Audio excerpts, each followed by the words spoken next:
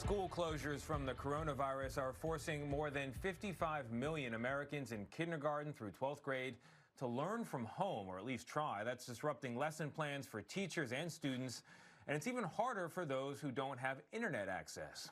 Julie Lythcott-Haims wrote the New York Times bestseller, How to Raise an Adult, Break Free of the Overparenting Trap and Prepare Your Kids for Success. She's also now a CBS News contributor. We appreciate that. And she's here with us now. Julie, good morning. So good morning, Tony. Thanks for having me. Is if you consider the fact that summer vacation already is something that we know can be a deficit creator for lower income kids, now we have essentially spring vacation plus summer vacation. Learning is disrupted. Are we going to see a long-term reduction in kids' learning, and how do they catch up come fall? Tony, I'm so glad you're focusing right away on the needs of low-income kids. In my community here in Palo Alto, I'm hearing parents say the online learning isn't rigorous enough.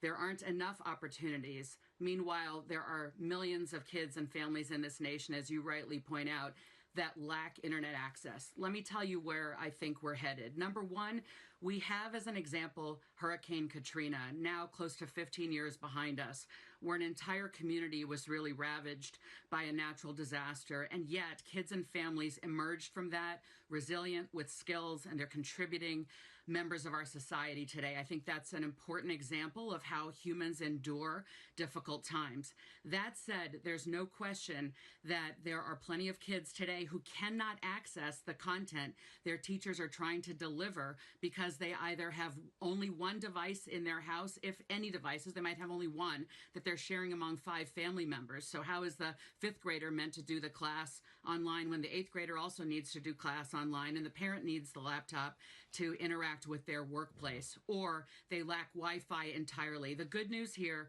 is that Common Sense Media, a wonderful nonprofit on whose board I serve, has been lobbying for these kinds of dollars in the stimulus package to try to ensure that broadband and Wi-Fi access are delivered nationwide. Now, this got stripped out by the Senate, but hopefully with the second round of stimulus that surely is coming, we can fight for the dollars to close this homework gap that you have very rightfully pointed out, Tony.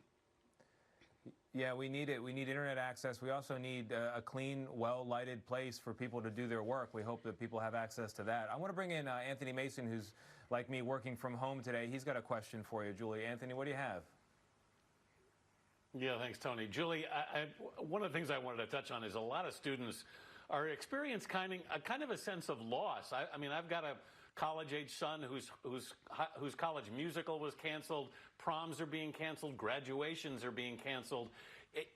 Should families try to find a way to honor this or make up for it in some way? Absolutely, Anthony. I've got a 20-year-old son on day 13 of 14 days of self-quarantine upstairs, and an 18-year-old daughter home from college as well. And as a former college dean, I have tremendous empathy for all of the young people who are not experiencing the rituals associated with learning that they have so been looking forward to, and rightly so.